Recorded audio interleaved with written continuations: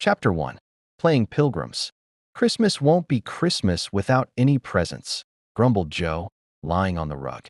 It's so dreadful to be poor, sighed Meg, looking down at her old dress. I don't think it's fair for some girls to have plenty of pretty things, and other girls nothing at all, added little Amy, with an injured sniff.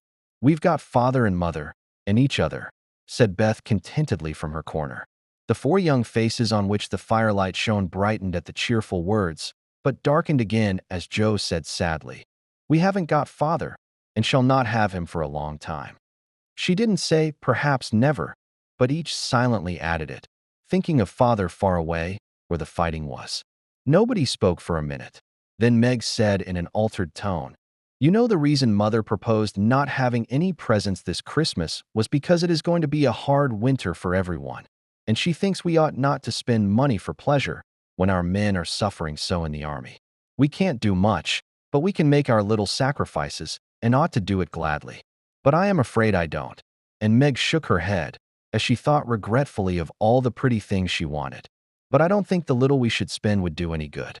We've each got $1, and the army wouldn't be much helped by our giving that. I agree not to expect anything from Mother or you, but I do want to buy Undine and Sintram for myself. I've wanted it so long," said Joe, who was a bookworm. "I plan to spend mine in new music," said Beth, with a little sigh, which no one heard but the hearth brush and kettle holder. "I shall get a nice box of Faber's drawing pencils. I really need them," said Amy decidedly. "Mother didn't say anything about our money, and she won't wish us to give up everything. Let's each buy what we want and have a little fun. I'm sure we work hard enough to earn it," cried Joe, examining the heels of her shoes in a gentlemanly manner. "I know I do. Teaching those tiresome children nearly all day when I'm longing to enjoy myself at home," began Meg, in the complaining tone again. "You don't have half such a hard time as I do," said Joe. "How would you like to be shut up for hours with a nervous, fussy old lady who keeps you trotting, is never satisfied, and worries you till you're ready to fly out the window or cry? It's naughty to fret, but I do think washing dishes and keeping things tidy is the worst work in the world. It makes me cross, and my hands get so stiff, I can't practice well at all." And Beth looked at her rough hands with a sigh that anyone could hear that time. "I don't believe any of you suffer as I do," cried Amy, "for you don't have to go to school with impertinent girls who plague you if you don't know your lessons, and laugh at your dresses, and label your father if he isn't rich, and insult you when your nose isn't nice. If you mean libel, I'd say so, and not talk about labels, as if Papa was a pickle bottle," advised Joe, laughing. "I know what I mean, and you needn't be satirical about it. It's proper to use good words and improve your vocabulary," returned Amy, with dignity. "Don't peck at one another, children. Don't you wish we had the money Papa lost when we were little, Joe? Dear me, how happy and good we'd be if we had no worries," said Meg, who could remember better times.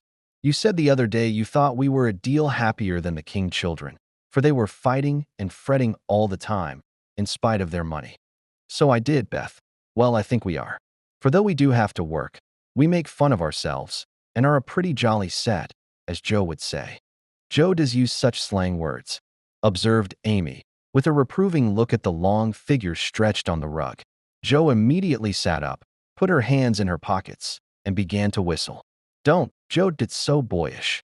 That's why I do it. I detest rude, unladylike girls. I hate affected, niminy-piminy chits. Birds in their little nests agree," sang Beth, the peacemaker, with such a funny face that both sharp voices softened to a laugh, and the pecking ended for that time. "Really, girls, you are both to be blamed," said Meg, beginning to lecture in her elder sisterly fashion.